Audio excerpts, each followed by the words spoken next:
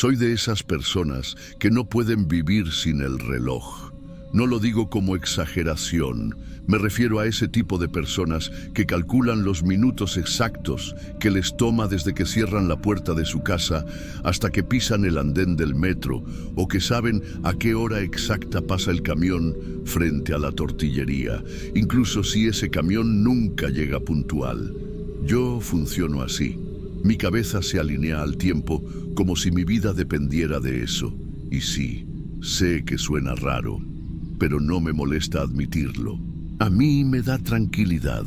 Por eso, lo que me pasó una mañana de lunes en la estación Tacubaya me sigue pesando hasta el día de hoy. Todo comenzó con total normalidad. Eran, según mi rutina de siempre, las 7:37 cuando salí de casa. Como todos los lunes, tomé el mismo camino, bajé las mismas escaleras y vi los mismos rostros medio dormidos que siempre veo al llegar al metro. Tacubaya estaba a reventar. Gente empujando, vendedores gritando desde sus puestos improvisados. El olor a pan dulce, mezclado con el humo del café hirviendo en esos termos de aluminio. Lo de siempre. Entré a los pasillos que conectan con la línea 9 y entonces vi el primer reloj, el que está colgado justo al lado del aviso de no se detenga en los pasillos. Marcaba 7:42. Perfecto, pensé. Voy a llegar justo a tiempo. Seguí caminando. Me tocó ese clásico apretón en la escalera mecánica, luego el paso largo por el túnel de conexión y después, antes de llegar al siguiente andén, vi otro reloj. También marcaba 7:42. En ese momento no lo pensé demasiado. Supuse que estaba descompuesto. No es raro que algo del metro esté medio roto, pero cuando subí las últimas escaleras para salir hacia la calle y saqué mi celular para checar la hora, también decía 7:42. Me detuve. No fue por pánico. Fue una pausa automática, como cuando algo no cuadra y necesitas darle doble clic a tu propio pensamiento. Volví a ver el reloj del celular, toqué la pantalla, bloqueé, desbloqueé. Seguía marcando 7:42. Entonces comencé a mirar a mi alrededor, y eso es lo que más me incomoda recordar. Todo estaba funcionando con total normalidad. Los vendedores seguían gritando sus precios. La gente pasaba a mi lado sin notar nada raro. Los autos sonaban allá afuera con el caos habitual. Había hasta un señor empujando una carreta llena de jugos recién exprimidos. Todo seguía igual. Y eso era justo lo que me incomodaba. Nada estaba mal, excepto la hora. Me acerqué a una tienda pequeña, de esas que venden recargas y cigarros sueltos. En el mostrador había otro reloj digital pegado a la pared. Uno de esos rojos, brillantes, que normalmente parecen adelantados unos minutos. También marcaba 7:42. Yo ya sentía un nudo en el estómago. No era miedo del tipo que te hace correr, sino ese miedo más lento, más silencioso, el que se instala como una duda que no puedes sacudirte. Estaba atrapado en un minuto que no quería avanzar. Miré a la gente, a ver si alguien más estaba notando lo mismo, pero nadie. Era como si solo yo me hubiera salido del flujo natural del tiempo. Y de nuevo, todo funcionaba bien. Nadie gritaba, nadie se quejaba. Los anuncios del metro seguían sonando por los altavoces. El vagón que pasaba en sentido contrario se detuvo, cargó pasajeros y se fue. Todo en orden. Yo solo estaba atrapado, afuera del tiempo. No sabría decir cuánto duró. En mi cabeza sentí que pasaron unos 20 minutos, pero el maldito reloj no avanzaba. Pensé en grabar, abrir la cámara, hacer una prueba. Pero, ¿grabar qué? ¿Un número detenido? Pensé en llamar a alguien. Pero, ¿cómo se explica algo así por teléfono sin sonar completamente desequilibrado? En algún momento, creo que comencé a sudar frío. No por el calor del túnel, sino por una certeza que empezó a se formar dentro de mim. Talvez me quedé solo aqui. Talvez, de alguma forma, eu estava em uma versão congelada da realidade. Talvez o resto do mundo já tinha seguido e eu tinha ficado preso, como quando uma aba do navegador trava e o resto do sistema continua funcionando. Só que o sistema era a cidade inteira e a aba era eu. E entonces cambió. El dígito. Después de tanto tempo sufocado naquele minuto único, vi os segmentos vermelhos formarem o número 7:43. Apenas eso. Un minuto. Pero volví. El aire volvió a parecer natural. Los ruidos volvieron a ser ruidos. La gente volvió a ser solo gente. Y yo, de alguna manera, sentí que había sobrevivido. Desde ese día, nunca más pude ver un reloj en Tacubaya sin esa punzada en el estómago. No importa si voy con prisa. Siempre, en el fondo, checo el dígito con miedo. Porque si algún día vuelvo a ver las 7:42, no sé si esa vez el dígito vaya a cambiar.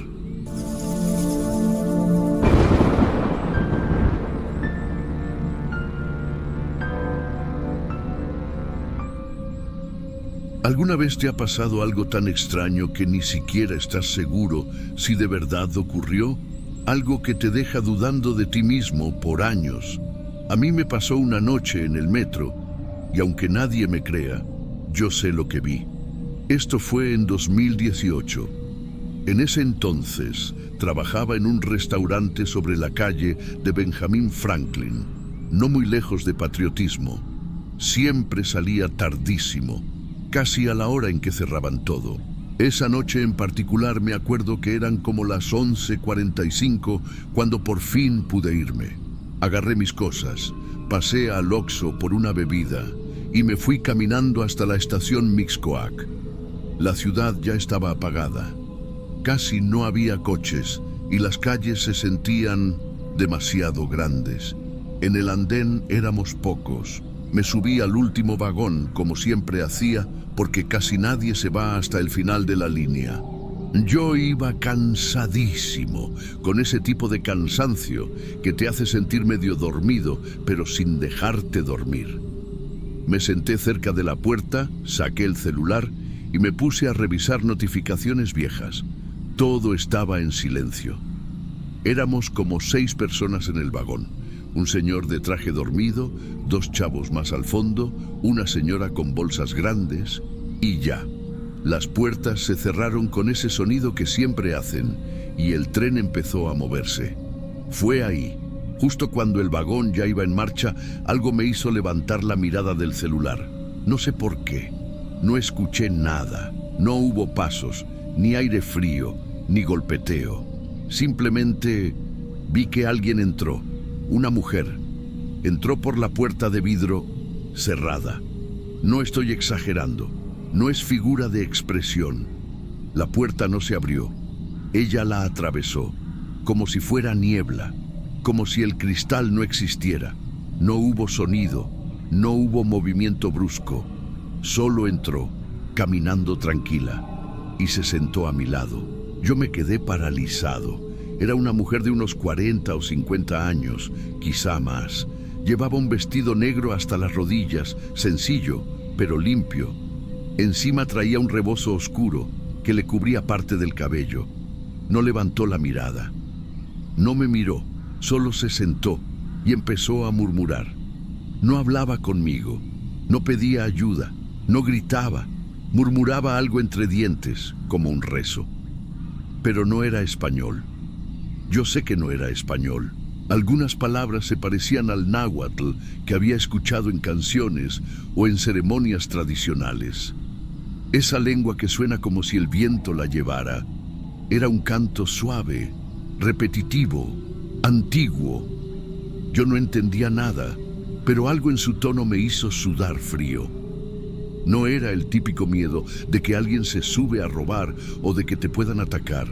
Era algo más profundo, como si estuviera presenciando algo que no debía. Lo peor fue que nadie reaccionaba. El señor de traje seguía con la cabeza colgada. Los otros muchachos no levantaron la vista, nadie pareció verla, nadie pareció escucharla. Yo me levanté, me cambié de asiento, como si eso fuera a hacer alguna diferencia. Me fui a la mitad del vagón, pero no podía dejar de mirarla. Seguía allí, exactamente igual, murmurando, y en un momento dejó de estar. No vi que se parara, no vi que caminara, no escuché que se abriera ninguna puerta. Simplemente, al llegar a Barranca del Muerto, ya no estaba. Salí del vagón como pude, con las piernas temblándome. El andén estaba casi vacío. Subí las escaleras rápido, sentía que algo venía detrás de mí. Me volteaba cada 2 segundos. Ya afuera, tomé aire y me dije que quizá estaba alucinando, que estaba demasiado cansado, que no había pasado, pero había pasado. Y lo confirmé minutos después, en la calle. Uno de los chicos que estaba en el vagón también bajó en Barranca. Caminamos un rato en la misma dirección. Me armé de valor y le pregunté, «Oye, ¿viste a la señora que estaba sentada a mi lado?» Me miró raro. «¿Cuál señora?» «La de negro», que murmuraba algo. «Estaba ahí. Tú estabas 3 asientos frente a nosotros», negó con la cabeza. «Yo no vi a nadie sentado a tu lado, hermano. De hecho, te vi solo todo el tiempo. No hablamos más». Cruzó la calle y se fue. Yo me quedé ahí, como idiota, en medio de la banqueta, sintiendo que me habían arrancado un pedazo de la realidad. No le conté esto a nadie durante mucho tiempo. Me daba vergüenza, me daba miedo que pensaran que estaba loco. Pero desde aquel día, cada vez que alguien menciona las brujas del metro, yo me acuerdo de ella. Nunca nadie usó esa palabra directamente, claro. Pero aquí en la ciudad hay historias. Se cuentan cosas que en ciertas estaciones tarde en la noche puedes ver figuras, mujeres vestidas de negro, que aparecen donde no deberían. Y siempre hay algo en común. No hablan, solo murmuran. A veces en náhuatl, a veces en otro idioma que nadie logra identificar. No soy supersticioso, nunca fui de creer en cosas así. Pero después de eso, cambié mis rutas. Dejé de tomar el último tren. Y si tengo que ir a Mixcoac, intento que no sea de noche, porque sé lo que vi y sé que no era de este mundo.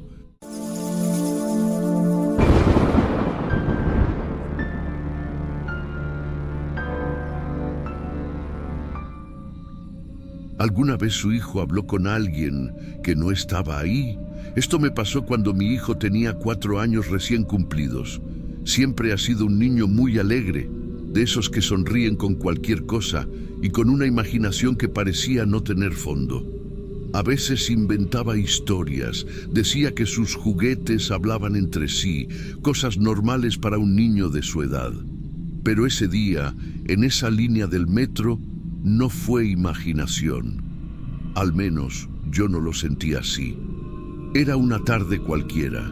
No recuerdo el día exacto, pero era entre semana, porque yo venía de recogerlo del preescolar. Como siempre, tomamos la línea 5 en Pantitlán rumbo a Zaragoza. El metro iba lleno, como casi siempre a esa hora, pero tuvimos suerte.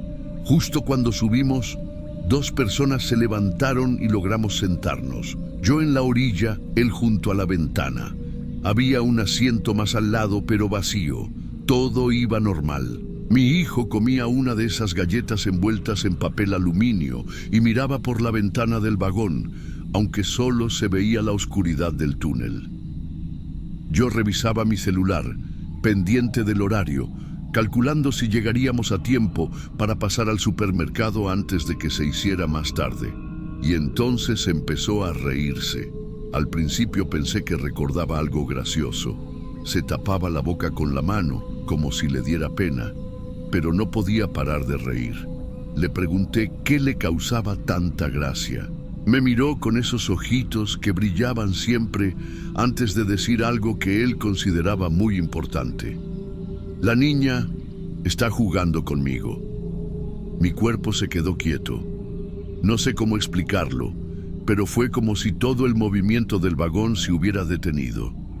El rechinido de las vías, el ruido de la gente hablando, incluso el sonido de los anuncios, todo quedó en segundo plano. Le pregunté a qué niña se refería, pensando que quizás hablaba de alguna compañera del kinder o que estaba recordando algo del recreo, pero no. Señaló con la cabeza al asiento vacío junto a nosotros. La niña, la de vestido azul, tiene trenzas largas y los ojos así, muy negros. Lo dijo como si me estuviera contando qué sabor de helado quería, con la inocencia más pura, sin malicia, sin miedo, solo describiendo. Volteé lentamente hacia el asiento, como si de verdad esperara ver a alguien ahí, pero no había nadie. Solo ese espacio vacío con la tela desgastada y una mancha oscura cerca del respaldo, una mancha que no había notado antes. Me obligué a sonreír, tratando de no mostrar lo que sentía, pero por dentro se me había helado la sangre. No quería asustarlo, así que le dije algo como: «Qué bonito, mi amor. ¿Y están jugando a qué?». Él se encogió de hombros. «Solo juega, me mira, a veces se ríe». Su tono era tranquilo, demasiado tranquilo. Yo empecé a mirar alrededor, buscando a alguien que tal vez estuviera observándonos, algún adulto haciendo una broma pesada, una niña verdadera que se hubiera cambiado de asiento, algo que me diera una explicación lógica. Pero nada, nadie más miraba en nuestra dirección. La gente iba en lo suyo, algunos dormitando, otros con audífonos, todos indiferentes. Mi hijo volvió a mirar al asiento y dejó de reír. Su expresión cambió. Ya no era de juego ni de ternura. Era una mirada fija, como si intentara entender algo, como si escuchara algo que no le gustaba. Le pregunté si estaba bien. No me respondió. Solo asintió sin hablar, bajando la vista hacia sus manos. Me apretó la mano con la suya. Fuerte. Y así se quedó, en silencio, durante el resto del trayecto. Yo también guardé silencio. Sentía que cualquier palabra que dijera podía romper algo delicado. No me atrevía a preguntar más. Pasamos estación tras estación. El vagón seguía lleno. Nadie ocupaba el asiento vacío. Nadie. Finalmente llegamos a Zaragoza. Le dije que ya era hora de bajar. Se levantó despacio como si estuviera dejando algo atrás. Caminamos hacia la puerta y justo cuando se abrieron, él se detuvo.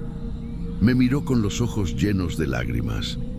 «Mamá, la niña no quiere bajarse». Lo cargué rápido y salimos entre la gente.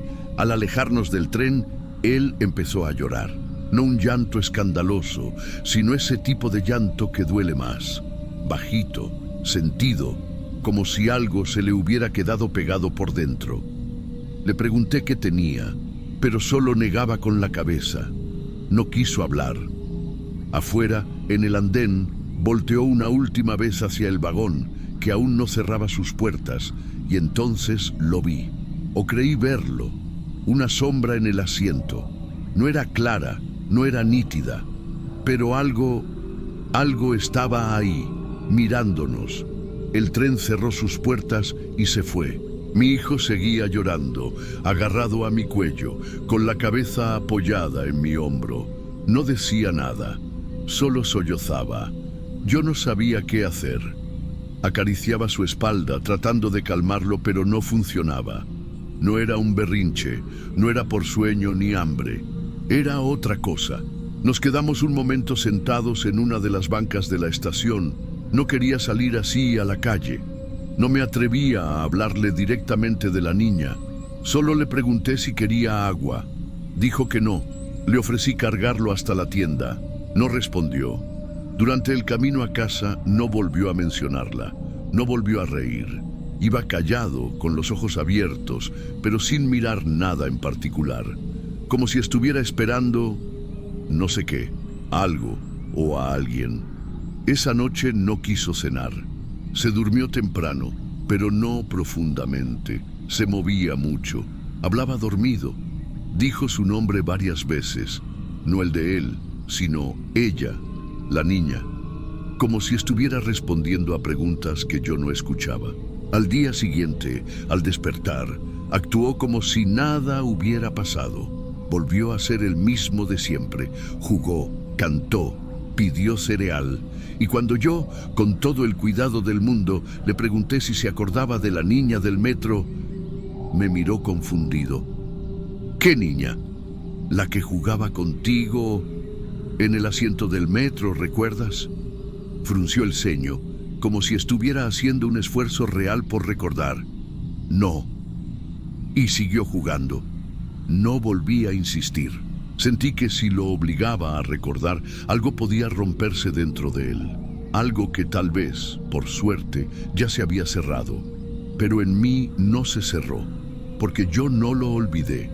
Todavía recuerdo con precisión esa imagen, el asiento vacío, su risa inocente, su cambio repentino, y luego el llanto contenido al bajarse, y sobre todo esa frase que me dijo, tan simple, tan dura: la niña no quiere bajarse. A veces pienso si esa cosa, o lo que sea que haya sido, sigue ahí. Si cada día se sube en Pantitlán y se queda observando a los niños, buscando a uno que la vea, que la escuche, que le sonría. Durante semanas evité esa línea. Prefería caminar más, tomar camiones, lo que fuera con tal de no regresar a ese vagón. Pero eventualmente tuve que volver. El trabajo, la rutina, la ciudad, todo te empuja a seguir como si nada. Volvimos a usar la línea 5. Cada vez que pasábamos por ese tramo entre Pantitlán y Zaragoza, yo lo miraba, a él, para ver si notaba algo, si decía algo, pero nunca más volvió a mencionar a la niña, como si hubiera desaparecido de su memoria. Una vez, muchos meses después, ya casi un año, le enseñé una foto antigua de él sentado en el metro. Era otra línea, otro día, pero en la imagen había un asiento vacío junto a él. Le pregunté si recordaba ese viaje. Me dijo que no. Le pregunté si alguna vez había jugado con alguien en el metro. Con niños, sí. ¿Y con alguna niña? Se quedó pensando. No, creo que no. Y ya. Nada más. Yo fingí una sonrisa, pero por dentro sentí algo apretarse. No era miedo, era una especie de tristeza extraña, como cuando pierdes algo que no entendías del todo, pero sabías que te afectaba. Hasta hoy, cuando vuelvo a pasar por Pantitlán, miro a los niños. Algunos ríen solos, otros hablan mientras sus padres los ignoran, y a veces, por segundos, tengo la sensación de que uno de ellos mira al asiento vacío con demasiada atención, como si alguien estuviera ahí.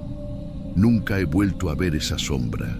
Nunca escuché otro caso igual, pero sé lo que vi, o lo que creí ver, y sobre todo sé lo que sentí, porque hay silencios que no desaparecen, y hay miradas negras, muy negras, que aunque no sepas de dónde vienen, se te quedan grabadas en la memoria como si las hubieras visto en un sueño del que nunca terminaste de despertar.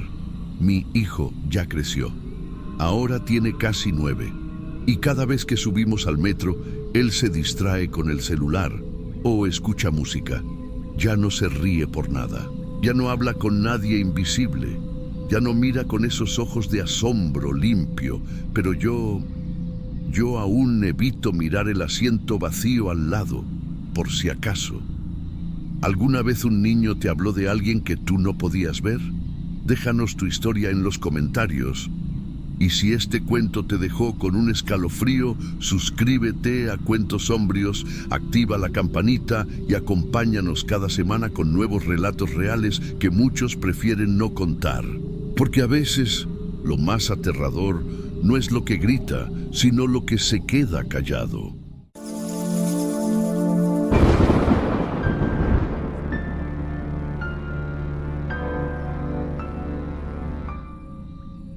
¿Alguna vez has escuchado tu nombre cuando no había nadie ahí?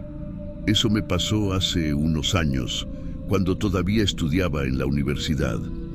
Para ir a clases y volver, usaba todos los días el metro.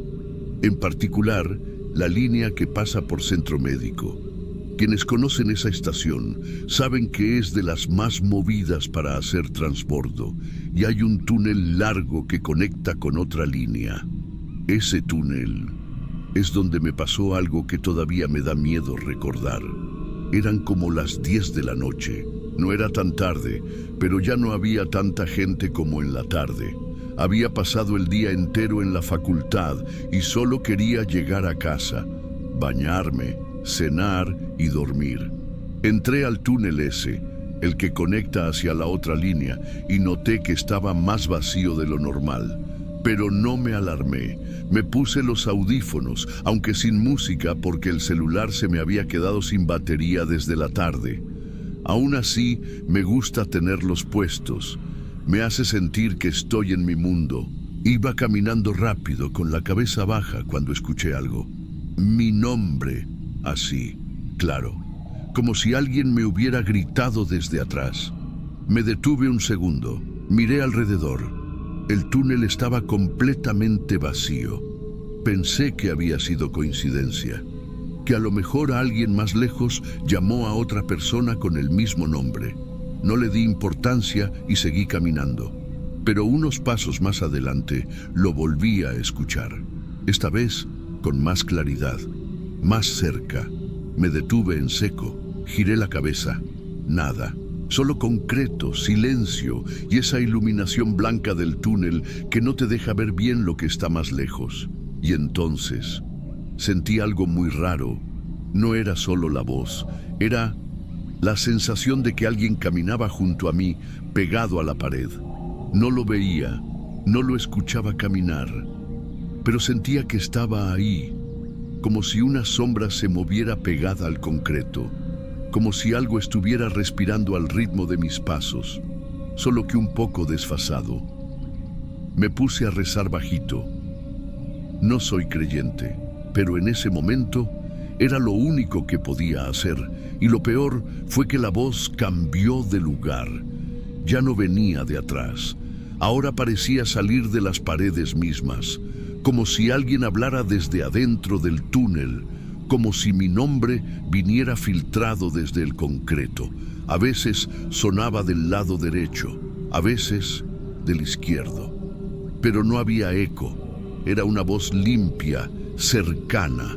Apreté el paso, sin correr, pero caminando más rápido de lo normal. Me repetía que solo era mi imaginación, que estaba cansado, que a lo mejor me había dormido en el metro antes y seguía soñando de pie. Pero por más que me repitiera esas cosas, el miedo no bajaba. Cuando por fin llegué al andén, había más personas esperando el vagón. Me sentí un poco más seguro. No sé si te ha pasado eso. Esa sensación de que mientras haya gente, nada raro puede pasar. Pero en este caso, esa seguridad duró poco, porque incluso rodeado de gente, la voz seguía. Ya no era audible, no como antes. No era como si alguien me hablara al oído. Era más bien como un eco que no se apagaba, como cuando te repites algo a ti mismo, en la cabeza, solo que esta vez no era mi voz. Era la misma que me había llamado en el túnel, y decía mi nombre una y otra vez. A veces lento, a veces casi susurrado. Me subí al vagón, me senté, cerré los ojos, intenté pensar en otra cosa, pero el sonido seguía, no me dejaba, y lo más extraño es que no se sentía como algo peligroso. No era una amenaza, era otra cosa. Como si me estuvieran reclamando, como si alguien o algo supiera que pasaría por ahí esa noche, como si me hubiera estado esperando. Desde esa noche nunca más volví a cruzar ese túnel estando solo. Prefiero cambiar de línea en otra estación, aunque me tarde más, o esperar a que alguien más entre al túnel, aunque eso signifique quedarme parado 10 minutos en la entrada. A veces hasta fingo estar esperando a alguien. Me paro cerca de la pared como si buscara señal en el celular, pero en realidad solo estoy esperando a no estar solo. Le conté esto a una sola persona, mi mejor amiga de la carrera, y ni siquiera le conté todo. Solo le dije que una vez escuché voces en centro médico. Me respondió que seguramente era un loco o alguien jugando o mi imaginación. No me creyó y la verdad, ni yo me creo del todo. Pero eso no cambia el hecho de que yo sé lo que sentí. No fue un susto, no fue un momento de paranoia, fue algo más, algo que tocó algo en mí que nunca había sentido. La sensación de que hay lugares que no quieren que pases por ahí sin pagar un precio, lugares que recuerdan tu nombre. Desde entonces, cada vez que paso por centro médico, incluso en el vagón, sin cruzar el túnel, me pongo tenso. Hay un tramo exacto en la estación donde las luces siempre parpadean. No es paranoia, pasa cada vez, justo donde termina el túnel. A veces me pregunto si alguien más ha vivido algo parecido, si hay otros que evitan ese túnel sin saber por qué, porque me queda claro que lo que hay ahí no quiere estar solo. Tal vez es una presencia que se alimenta de nombres. Tal vez es una voz atrapada que solo puede salir cuando encuentra a alguien que escuche. O tal vez simplemente es el eco de algo que pasó hace años y que se niega a apagarse. No lo sé.